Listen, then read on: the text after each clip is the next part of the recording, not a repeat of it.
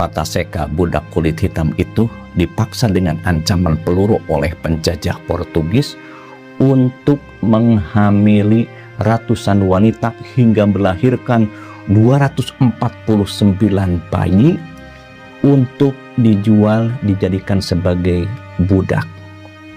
Tapi dia balas dendam, ingin berumur panjang dengan cara minum ramuan herbal warisan leluhurnya hingga terbukti usianya umur 130 tahun dan terbukti hidupnya melebihi usia penjajah sampai menyaksikan anak cucunya merdeka. Assalamualaikum warahmatullahi wabarakatuh. Sampurasun sedulur. Kita akan berbicara kejamnya penjajah Portugis menganggap manusia sebagai binatang. Ini adalah noda hitam, tidak akan pernah terhapus dari lembar sejarah peradaban, di mana martabat seorang pria bernama Roque José Florencio. Ia adalah seorang raksasa Pataseka yang direduksi secara paksa menjadi sekedar mesin penghasil komoditas biologis. Bayangkan sebuah sistem di mana otot yang kuat dan tulang yang kokoh tidak dipandang sebagai anugerah Tuhan, melainkan sebagai aset industri yang harus dieksploitasi hingga tetes terakhir. Inilah kejahatan genetika primitif orang kulit putih yang memandang setiap inci tubuh manusia kulit hitam sebagai angka keuntungan. Coba sedulur Anda renungkan, jika melihat perilaku biadab dalam sejarah ini, menurut kalian siapa yang sebenarnya pantas disebut binatang? Kulit hitam yang ditindas atau justru kulit putih yang menindas? Tulis sebelumnya oleh Anda di kolom komentar agar kita nanti bisa berdiskusi. Sedulur, Pataseka dipenjara dalam skenario biadab.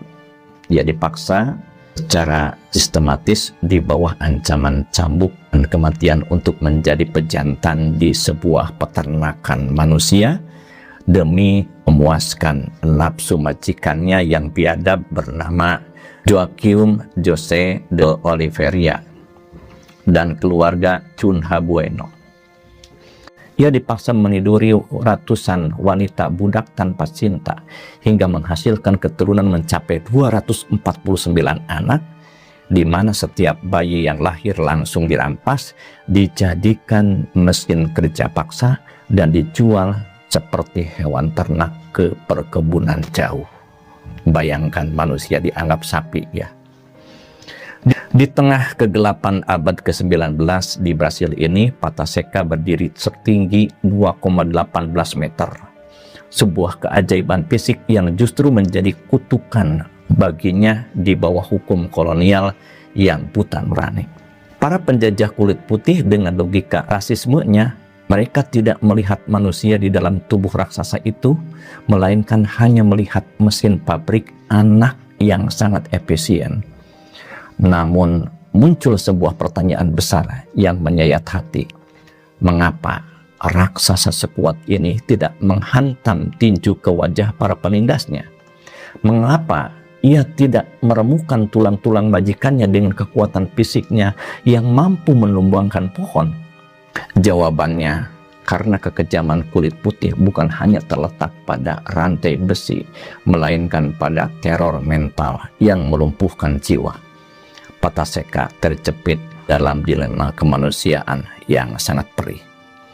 Ia tahu bahwa satu pukulan dari tangannya akan dibalas dengan pembantaian massal terhadap wanita-wanita dan bayi-bayi yang tak berdosa di perkebunan itu. Ia tidak melawan dengan otot, bukan karena ia penakut, melainkan karena ia adalah pelindung yang terbelenggu. Ia harus menelan harga dirinya setiap hari, menatap moncong senapan api penjajah siap untuk menyala. Dan ia menyadari bahwa teknologi pembunuhan orang barat telah mengubah keberaniannya menjadi sandera demi keselamatan sesama budak. Jadi setiap hari ia adalah siksaan batin yang tak berujung. Anak-anaknya hasil dari produksi paksa ini berjumlah 249 jiwa adalah saksi bisu betapa biadabnya hati manusia ketika sudah diracuni keserakahan. Begitu tangis pertama bayi-bayi itu pecah, bukan dekapan hangat sang ayah menyambut, melainkan tangan besi para mandor yang segera mengecap kulit suci mereka dengan simbol kepemilikan majikannya untuk dijual seperti sapi. Naudzubillahi min dzalik. Jadi jelas, majikan kulit putih dengan sangat licik menciptakan kandang emas bagi Pataseka. Mereka memberinya nutrisi terbaik, daging dan telur, juga buah-buahan, bukan karena kasih sayang, melainkan mereka ingin menjaga mesin mereka agar kualitas spermanya unggul demi keuntungan ekonomi mereka. Setiap suap makanan mewah itu terasa seperti bara api di tenggorokan Pataseka, karena tahu biji itu diberikan hanya agar ia bisa terus memproduksi budak-budak bagi para penindasnya. Sedulur, namun disinilah Pataseka menunjukkan kecerdasannya yang melampaui otot. Ia memilih jalur perlawanan diam. Ia menyadari bahwa jika ia mati dalam pemberontakan fisik, itu hanya sia-sia. Majikannya akan menang. Maka ia memutuskan untuk melawan dengan cara paling tidak terduga.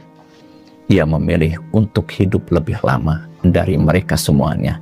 Ia menjalani semua manajemen energi yang tidak dipahami oleh majikannya. Ia mengirit raganya dari kerja kasar yang menghancurkan tulang, menjaga metabolismenya agar tetap bersih, dan membiarkan sirkulasi tubuhnya mempilah setiap racun yang ada di dalam darahnya.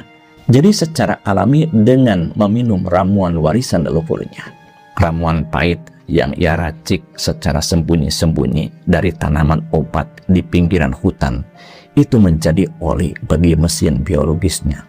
Ia memastikan bahwa liver dan ginjalnya bekerja lebih perkasa daripada racun rasisme yang mencoba membunuhnya setiap hari.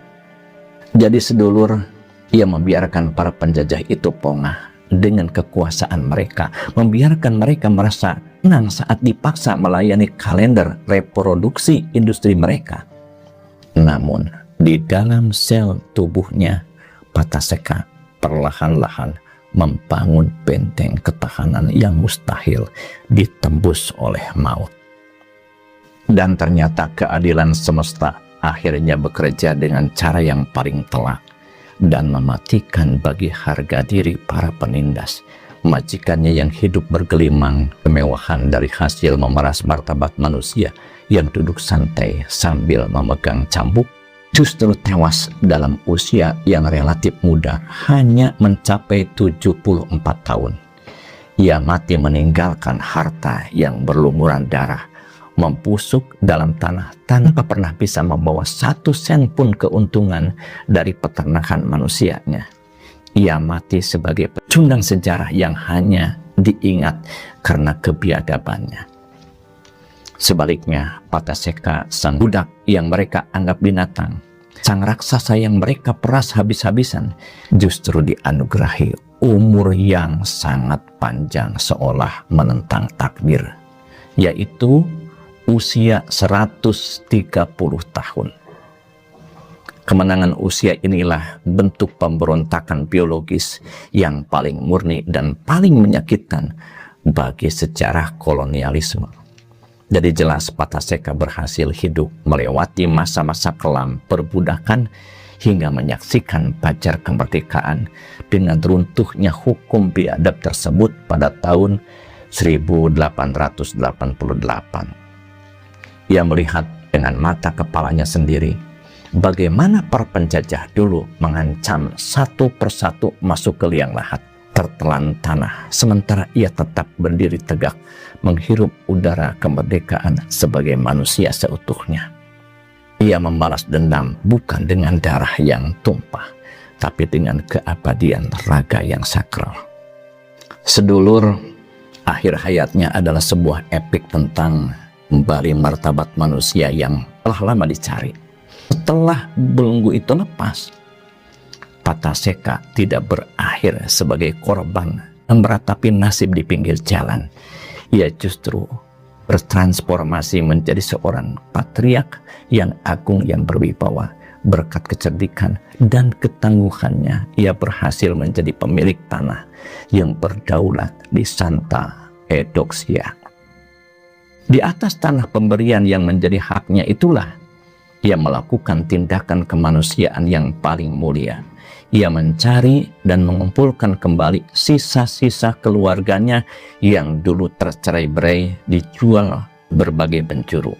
Ia menikah dengan Palmira saat di usia 60 tahun, wanita pilihannya sendiri dengan cinta yang merdeka, dan dikaruniai keturunan yang ia asuh dengan tangan dan kasih sayangnya sendiri.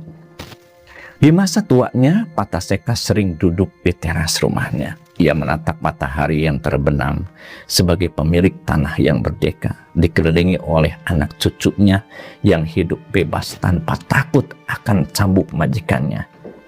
Ia wafat pada tahun 1958, menutup usia sebagai pemenang sejarah yang hakiki.